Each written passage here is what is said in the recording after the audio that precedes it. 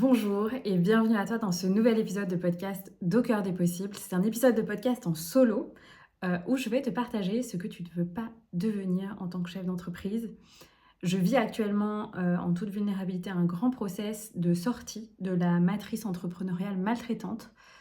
C'est un process, je pense, qui s'est ouvert il y a plusieurs mois et dont je réalise actuellement totalement l'ampleur. Et donc j'ai envie de vous partager à la fois mes réflexions sur ce sujet et mes déclics récents et mes prises de décision récentes. Donc j'espère que ce podcast vous inspirera. Je serais ravie d'en échanger avec vous en MP après que vous l'ayez écouté si ça résonne.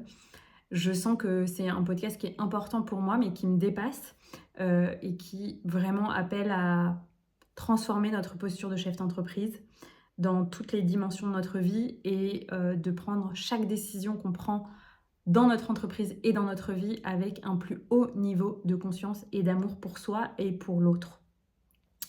Donc c'est parti dans cet épisode de podcast. La réponse à ce que tu ne veux pas devenir en tant que chef d'entreprise, la réponse est ton pire patron. Tu ne veux pas devenir ton pire patron. Et je vais vous partager ça en remettant un peu le contexte de ce qui s'est passé pour moi ces 12 derniers mois, on va dire. Donc au moment où j'enregistre cet épisode, c'est début juillet 2024. Et à partir de mars l'année dernière, j'ai eu un grand boom dans mon activité, beaucoup de choses à gérer. J'ai lancé en mars 2023 un sommet en ligne qui a très très bien marché. Le sommet en ligne des entrepreneurs de cœur, d'ailleurs, si vous y étiez, je vous remercie. Que ce soit en tant qu'intervenant ou en tant que participant, c'était vraiment une très belle aventure, un très bel espace. Et ensuite, voilà, j'ai lancé mon offre signature. Ça a été énormément de travail, ça a été une grande aventure avec les cohortes 1, 2 et 3. La troisième vient de se terminer. Voilà, donc j'ai eu un boom dans mes activités, en gros, en 2023. Et j'ai eu aussi un boom dans mon activité doTERRA. Ces deux booms, ce sont des expansions que j'ai décidées, qui font partie d'un process que j'avais vécu déjà en 2022, de prendre la décision de porter mes activités à un plus grand niveau et de faire les investissements et les adaptations dans ma vie en lien avec ça. Donc quand on demande, on reçoit les initiations. D'abord, j'ai reçu, je vous le partageais dans l'épisode sur la loi de manifestation, j'ai d'abord reçu l'inverse, c'est-à-dire qu'après avoir décidé de porter mes activités à un plus grand niveau d'expansion, j'ai eu 2 mois de contraction entrepreneuriale avec moins d'activités. Puis ensuite, il y a tout ce process qui s'est révélé où j'ai décidé de lancer des programmes de groupe, de faire des lancements, de lancer ensuite en 2023 mon offre signature, etc., etc. Et idem pour mon activité doTERRA, j'ai décidé en 2023 de la porter à un plus haut niveau d'expansion parce qu'elle avait déjà de très belles fondations. Et c'était presque du gâchis de ne pas m'investir complètement dans cette activité. Donc en fait, j'ai décidé de m'investir à 200% dans ces deux activités en 2023. Bien sûr, du coup, ça ne faisait pas beaucoup de place pour moi et je crois que j'ai sous-estimé à un moment l'implication que ça donnait. Et donc en 2023, j'ai terminé l'année vraiment fatiguée avec énormément de projets et la conscience que je pouvais parfois frôler le burn-out et j'avais des journées vraiment très très intenses. Donc je vous en parlerai. Et du coup, en fin d'année, j'ai décidé de me faire accompagner pour transformer ma façon de vivre mon activité et qu'en même temps les choses continuent de s'expandre. Et du coup, c'est arrivé. Donc, ce rythme assez intense, il a continué jusque fin janvier à peu près. Fin janvier, début février 2024. Et à ce moment-là, j'ai décidé de changer de paradigme. Donc, j'ai pris une décision consciente que la façon dont je vivais mon activité depuis quasiment 1 an, ça devait s'arrêter et que ça n'était plus ce que je voulais pour moi. Et donc, j'ai décidé de me remettre au centre de ma vie, moi, et de créer une vie où mon entreprise est au service de mon lifestyle et pas l'inverse. Et je me souviens avoir eu cette discussion avec Gianni Bergandi, que j'ai interviewé sur le podcast. D'ailleurs, je vous invite à écouter l'interview. Si vous tapez Gianni Bergandi sur le podcast, vous allez trouver. Et c'est une question qu'il m'avait souvent posée et que lui-même se pose souvent. Où il se pose, est-ce que mon entreprise est au service de mon lifestyle ou l'inverse? Et je me souviens qu'en 2022-2023, au stade où j'en étais, au stade de maturité de mon business, ça me paraissait un peu du luxe de se poser cette question et j'en étais pas là en fait. Donc peut-être que pour vous, vous n'en êtes pas là non plus. En tout cas, je vous invite à vous poser déjà cette question parce que plutôt que de devoir restructurer les choses et inverser un peu le cycle de l'eau comme moi j'ai fait ces derniers mois, c'est plus sain de créer une activité qui est au service de votre lifestyle. Donc, en tout cas, je suis arrivée en février 2024 et j'ai pris cette décision très très ferme à voix haute en m'adressant à moi-même, à l'âme de mon entreprise, en m'adressant à l'univers, ou enfin voilà, vous l'appelez comme vous voulez, à plus grand que moi. Et j'ai pris cette décision aussi du fait de 2 raisons. Ça a été possible que parce que j'ai créé de la sécurité financière stable et durable qui est décorrélée de mon temps et de mon énergie grâce à l'activité doTERRA. Ça, je vous en parle régulièrement sur le podcast, je vous en parle aussi régulièrement dans le groupe Telegram des entrepreneurs audacieux que j'ai créé, que vous pouvez rejoindre, où je partage des petits déclics plus spontanément qu'ici sur le podcast. C'est un espace plus intime et ouvert. Donc si vous voulez le rejoindre, je mettrai la possibilité de rejoindre ce groupe sous les notes de l'épisode. Et je parle beaucoup de ça parce que l'activité entrepreneuriale, quand on est auto-entrepreneur en France, il y a énormément d'insécurité. On ne sait jamais combien on va gagner le mois prochain, sauf à avoir créé voilà, quelque chose de régulier, une forme de stabilité financière. Et donc pour moi, cette activité doTERRA, elle représente ça. Aujourd'hui, je gagne très très bien ma vie, notamment grâce à cette activité. Et ça me permet d'avoir beaucoup moins de charge mentale, beaucoup moins d'anxiété, un système nerveux qui est détendu parce que bah voilà, en fait, au plan matériel, tout est assuré tous les mois en fait. Donc il y a d'abord eu ça, qui m'a permis en fait de, ce qu'on dirait en anglais, step back, donc de prendre du recul et de prendre cette décision. Parce que pour moi, vous ne pouvez pas prendre cette décision de vous remettre au centre de votre vie si vous viviez dans l'insécurité financière. Et j'ai aussi, dans les 12 mois qui ont précédé cette décision, donc entre février 2023 et février 2024, j'ai fait un énorme chemin personnel de régulation de mon système nerveux. Je vous en parle dans l'épisode 74. Vous avez été nombreux à me parler de cet épisode qui me paraissait un épisode voilà, lambda, mais en fait, il a été vraiment apparemment important pour vous. Donc, c'est un épisode où je vous partage mes pratiques de régulation du système nerveux. Et c'est vrai que les conséquences de tout ce que j'ai mis en place en 2023, donc c'était un déclic que j'avais déjà eu en 2021-2022. 2022, j'ai eu vraiment la prise de conscience de ce qui me bloquait dans mon activité. C'était vraiment une forme de dérégulation de mon système nerveux. Donc, j'ai beaucoup investi dans certaines pratiques en 2022. Et en 2023, j'ai décidé de me faire accompagner en individuel. C'est ce que je raconte dans l'épisode de podcast, notamment avec l'outil IFS, donc Internal Family System, et d'autres outils, d'autres pratiques avec d'autres thérapeutes. Et la conséquence de ça, ça a été pour moi de vraiment, je crois que je peux dire que je suis sortie du figement fonctionnel grâce à ces accompagnements et à cette démarche que j'ai mis en place sur un an.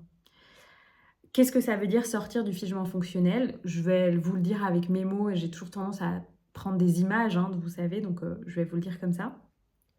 Le figement fonctionnel, c'est un état où en fait la personne va être dans une forme de figement chronique où énormément d'énergie traumatique va être stockée dans son système parce que tout simplement il y a eu trop de chocs, trop intenses, de ce qu'on appelle des traumas, qui peuvent être des petits traumas avec des petits T. Donc ça peut être des situations de harcèlement quand on était enfant, du harcèlement moral au travail, voilà, des situations où il y a des petites remarques, et de petites humiliations, de petites mécanismes de manipulation, de pression. Ça peut être aussi dans le cadre d'une relation où il y a de la dépendance affective, où il y a de la manipulation.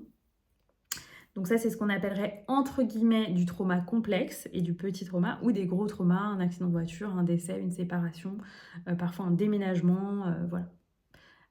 Et puis, on pourrait même remettre tout ça dans tout le contexte global de ce qu'on vit actuellement au plan collectif, qui est quand même très très intense depuis 2020. Et on est aussi clairement dans un état où tout ce qui se passe à l'extérieur peut générer du trauma à l'intérieur.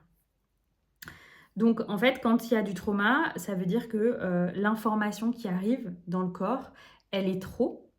Elle ne peut pas être processée au plan émotionnel, au plan physiologique. Et il va y avoir du coup une charge traumatique qui se stocke. Et au plan hormonal, en fait, il va y avoir un haut niveau de stress qui va se générer dans le corps, parfois sur le long terme. C'est ce qui se passe aussi, par exemple, après un burn-out. Et l'état de figement fonctionnel, c'est un état où il y a eu potentiellement une accumulation de ces chocs traumatiques.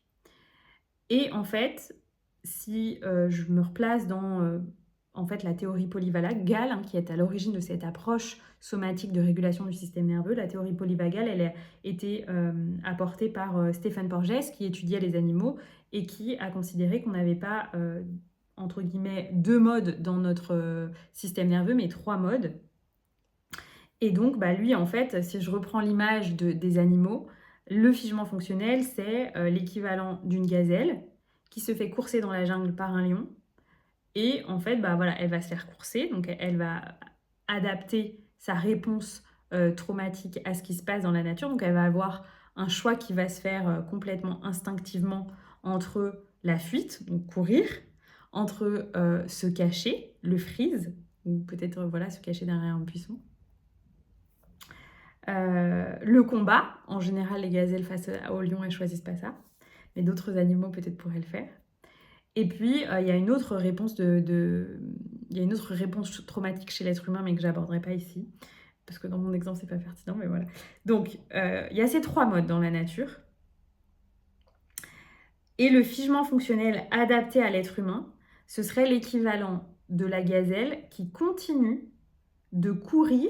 Donc elle a choisi le mode fuite et elle continue de courir pendant 3 mois, par exemple, alors que le lion n'est plus derrière elle depuis 2 mois et 30 jours. Vous voyez ce que je veux dire? Il y a juste eu un jour, elle s'est fait poursuivre une après-midi. Pourquoi? Parce que le choc traumatique a été tel pour elle que son corps a enregistré la charge traumatique, il ne l'a pas libérée et donc elle continue de courir.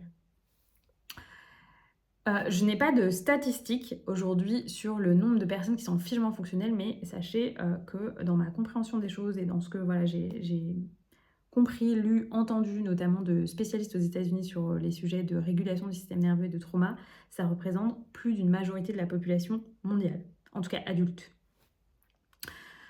Donc énormément de gens sont en figement fonctionnel et si moi je me remets dans le contexte de ce que je vivais en 2023, je peux clairement dire que j'étais en figement fonctionnel dans le sens où j'avais eu un gros choc traumatique avec une séparation assez brutale, un déménagement qui n'était pas prévu et donc ça a été un gros choc pour moi et ça m'a probablement mis dans une phase de figement fonctionnel et je remercie pour ça le fait, je remercie à la fois le système hein, qui a fait ça pour me protéger et en même temps je remercie toutes les personnes qui m'ont accompagnée, les thérapeutes, etc., qui ont ouvert ces espaces. Et je me remercie moi parce que j'étais déjà accompagnée au plan du système nerveux au moment où c'est arrivé. Et du coup, ça m'a permis vraiment de, je pense, limiter les dégâts et de pouvoir gérer les choses au mieux. Donc voilà. Donc en toute vulnérabilité, je vous partage ça. Et je pense que du coup, j'étais dans une phase, soit c'était juste venu accentuer une forme de figement fonctionnel. J'estime aujourd'hui personnellement que je suis sortie de ça puisque je suis en capacité de descendre de la roue de hamster parce que quand on est en figement fonctionnel, en fait, on est tout le temps débordé. On est tout le temps à faire des choses, etc. Je vous décrirai un peu mon quotidien en 2023, mais j'étais tout le temps en train de faire des choses. J'avais une immense difficulté à me reposer et quand je me reposais, c'était parce que uniquement j'étais totalement déprimée, ce qui arrivait rarement. Hein, donc, quand j'avais un gros coup de mou, quoi. Donc en gros, mon quotidien, c'était, je bossais en gros de 10h à quasiment minuit, je faisais très peu de pauses repas, très peu d'espace pour mes loisirs, très peu d'espace pour mes proches, très peu de temps de vacances, je dormais mal et je me sentais en astreinte un peu permanente en lien avec mon activité, avec une énorme charge mentale de tout ce qu'il y avait à gérer et à créer du fait de l'expansion de mes 2 activités. Et bon, bah du coup, vous avez compris, en 2024, j'ai décidé que ça n'était pas ce que je voulais. Et aujourd'hui, quasiment 6 mois après avoir pris cette décision de me remettre au centre de ma vie est complètement différente. Je ne bosse quasiment jamais les matins et avant 13h. C'est très rare que je bosse avant 13h. Je me consacre à mon activité environ 4 à 5 heures par jour. Parfois c'est 4 jours sur 7, parfois c'est 5 jours sur 7 et c'est rarement plus. Sauf exception s'il y a une immersion ou quelque chose en présentiel, voilà, quelque chose qui a lieu le week-end. Et je ne bosse quasiment plus jamais les week-ends, alors qu'avant, je bossais tous les jours, y compris les week-ends. Donc, les choses ont bien changé. Et j'ai envie de vous partager ce pourquoi j'ai décidé de changer ça aussi. C'est-à-dire, je suis revenue à ce pourquoi j'ai créé mon activité. Je vous ferai un autre épisode sur qu'est-ce que j'ai fait dans la matière pour mieux gérer mon temps et sortir de ça. Mais là, j'ai vraiment envie de vous parler de la matrice entrepreneuriale et de ce que je continue de me rendre compte en lien avec ce pourquoi j'ai cru que ce vers quoi je voulais aller, c'était ce que je voulais, alors qu'en fait, non. Et en même temps, c'était voilà, ce qui était nécessaire pour mon système pour gérer la charge et le figement fonctionnel. Donc, quand j'ai pris cette décision en février 2024 de me remettre au centre de ma vie, je me suis souvenue de ce pourquoi j'avais créé mon entreprise. Donc, c'était quoi l'énergie racine de quand j'ai quitté mon cabinet d'avocat en 2019, quand voilà, j'ai quitté cette carrière que je trouvais maltraitante pour moi, en tout cas à l'époque. C'était quoi en fait le pourquoi d'avoir créé mon entreprise? Et je vous invite à vous poser cette question parce que souvent, on oublie en fait ce pourquoi on a créé notre entreprise et on tombe dans cette matrice entrepreneuriale, dans cette peur du manque, potentiellement dans ce figement fonctionnel et on devient notre pire patron. Donc ce pourquoi j'avais fondé mon entreprise, c'est pouvoir vraiment prendre soin de moi et de ma santé en priorité, sans avoir de compte à rendre à qui que ce soit, si je veux prendre un rendez-vous, dormir jusqu'à midi, voilà. Enfin, vraiment être libre de ça, sans avoir de compte à rendre à quelqu'un. Avoir du temps pour mes proches, avoir une grande liberté financière, une grande liberté organisationnelle, une grande liberté géographique et voilà, juste être pleinement souveraine dans ma vie et aussi pouvoir bien sûr partager le chemin sur lequel j'ai cheminé et voilà, accompagner d'autres êtres humains à s'accomplir, à se sentir épanouis dans leur vie, au plan professionnel, dans leur vocation, dans leur entreprise et aussi dans leur vie. Donc ça, c'est ce pourquoi j'ai créé mon entreprise, à la fois au plan égoïste, c'est-à-dire pour moi, au sens de l'épanouissement de ce que je voulais pour moi dans ma vie, et pour les autres, au sens de qu'est-ce que je voulais transmettre aux autres.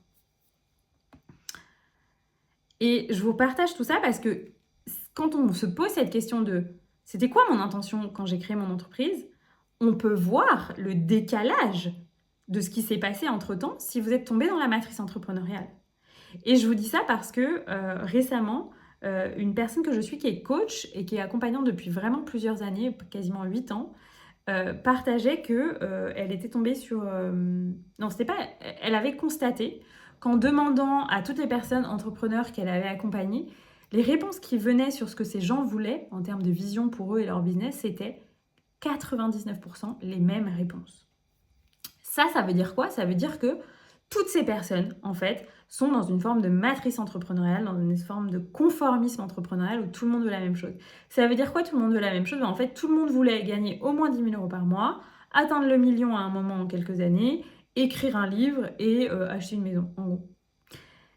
Attention, ce que je dis là, ça ne veut pas dire qu'il ne faut pas vouloir ça. C'est OK si on veut ça. La vraie question, c'est depuis quel espace ça vient à l'intérieur de vous. OK ? Et je vous partage une autre statistique que j'avais aussi retenue en suivant aussi d'autres personnes qui sont coachs, entrepreneurs. Une statistique qui disait que à partir de 10 000 euros par mois, le niveau d'épanouissement que la personne vit quand elle gagne plus de 10 000 euros par mois, en général, statistiquement, donc peut-être c'est une statistique de la 3D, mais je vous le partage quand même, il est plutôt en baisse. Ça veut dire quoi? Ça veut dire que peut-être jusqu'à 10 000 euros, en fait, ça nourrit vos besoins, les besoins de formation, les besoins d'investissement, etc. Donc c'est 10 000 euros par mois. Et c'est brut, donc il y a aussi tout l'aspect des charges que vous allez payer sur ce montant. Mais c'était intéressant de se dire, ah ok, en fait, il y a un certain moment, ça devient vraiment du bonus, du plus, ce qu'on gagne. Et je pense aussi que cette information qui disait que au-dessus de 10 000 euros, ça ne rend pas forcément plus heureux, ça permet de venir remettre l'argent à sa juste place. Ça ne doit pas être un objectif premier. Ça n'est pas ce qui va vous rendre heureux. Par contre, c'est important que vous en ayez pour que vous ayez un minimum de sécurité financière pour vous, pour vos proches, pour ce que vous voulez accomplir dans votre vie. Parce que c'est un droit de naissance, en fait. Et donc, je vous partage ça pour que vous vous posiez les bonnes et les vraies questions de qu'est-ce que vous voulez vraiment? Est-ce que les décisions que vous prenez en tant que chef d'entreprise, de la vision que vous voulez pour vous et votre entreprise, la façon dont vous dirigez votre entreprise au quotidien, est-ce que c'est dicté par la matrice entrepreneuriale qui vous fait croire qu'il faut signer tant de clients tous les mois, vous n'avez pas le droit de prendre plus de 2 semaines de vacances même en été, vous devez consacrer votre été à restructurer votre activité, nanana, vous devez être tous les jours sur Instagram, blablabla. Tout ce blabla de la matrice entrepreneuriale qui est en fait un blabla maltraitant. Et je vous partage ça parce qu'il y a exactement une semaine, au moment où j'enregistre ce podcast, voilà, c'était le mercredi. En général, le mercredi, il est dédié à de la création de contenu pour moi ou pour vous, en fait, pour ma communauté, ou pour mes clients. Et donc, en général, le mercredi, j'écris des scripts, je tourne des vidéos, soit pour mes programmes, soit là, comme je fais, j'enregistre le podcast.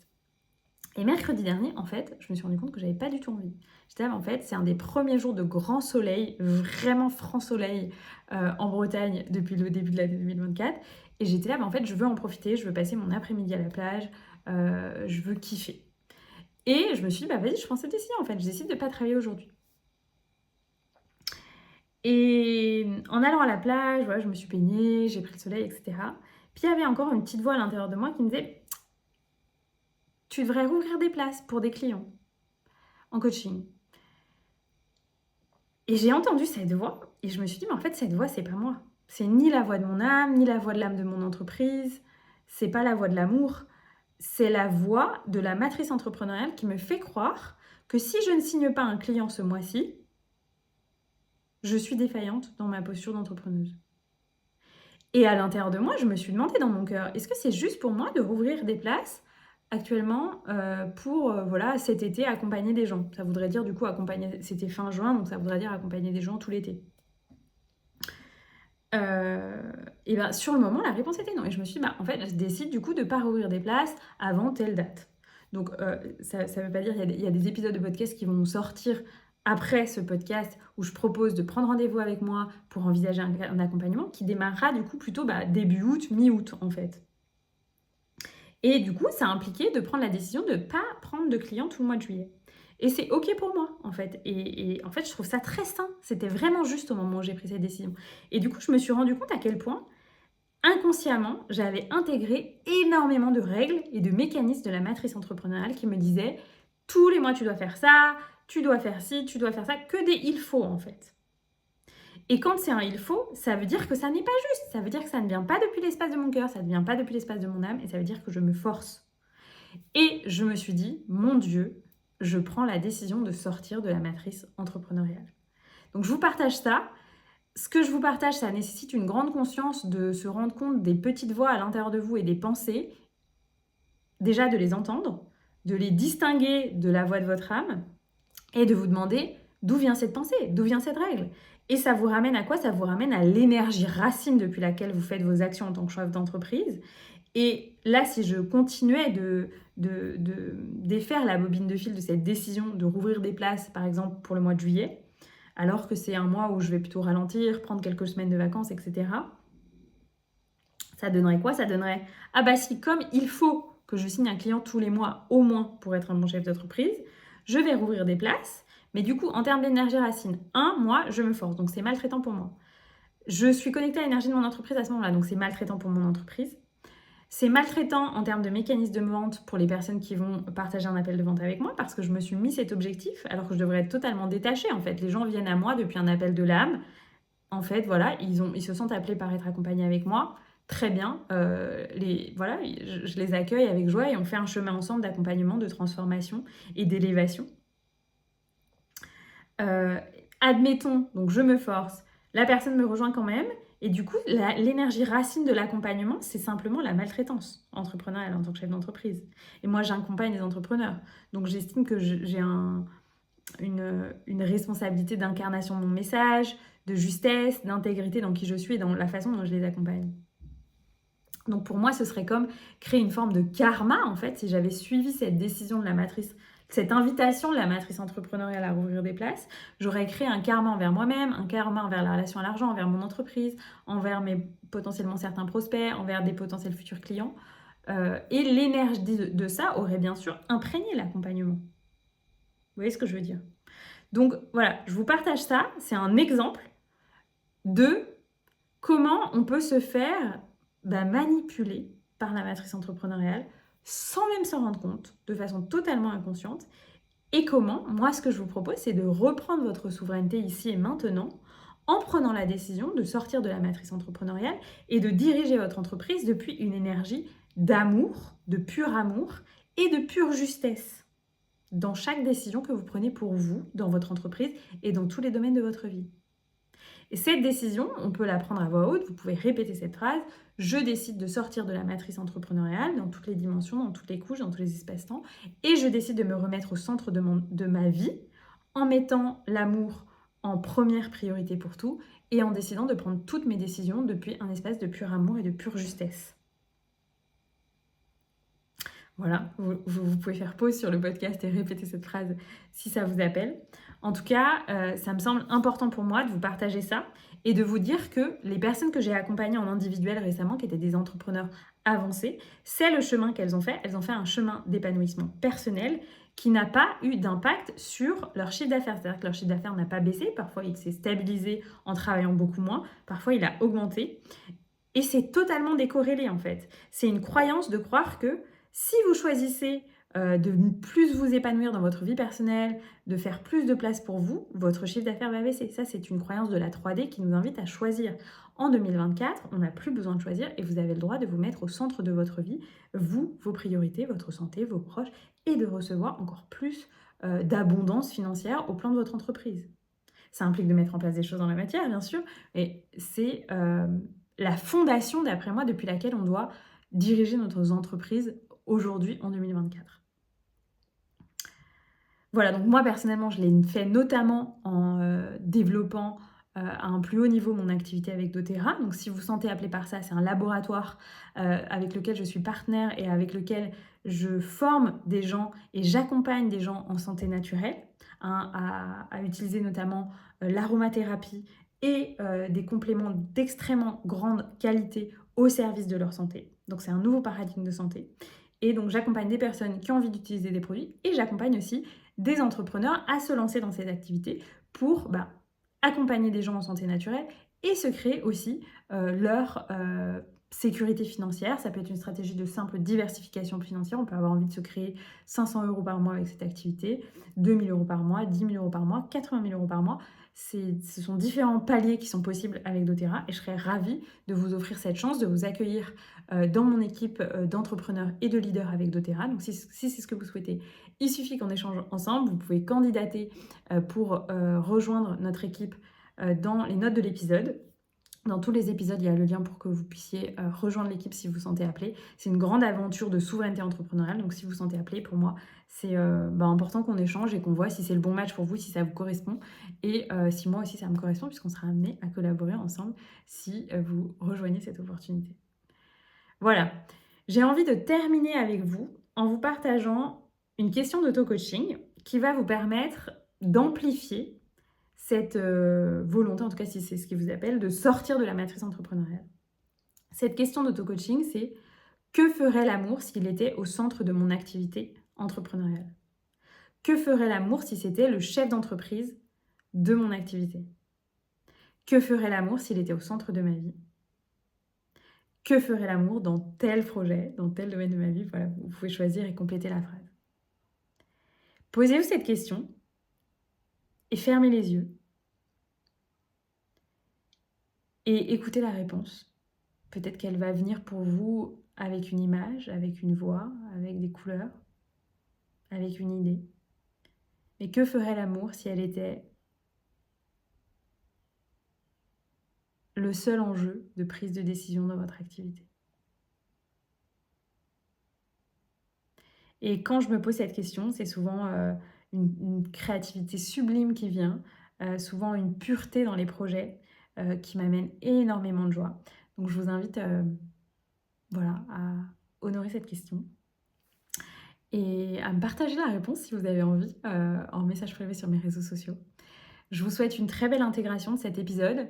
J'irai sûrement plus loin dans des prochains épisodes sur la façon dont j'ai continué d'intégrer pour moi ce que j'appelle cette sortie de la matrice entrepreneuriale et qui est une façon de... Je sens que c'est un nouveau palier de souveraineté dans ma vie et dans mon entreprise. Donc une façon de vraiment encore plus remettre ma couronne de souveraineté.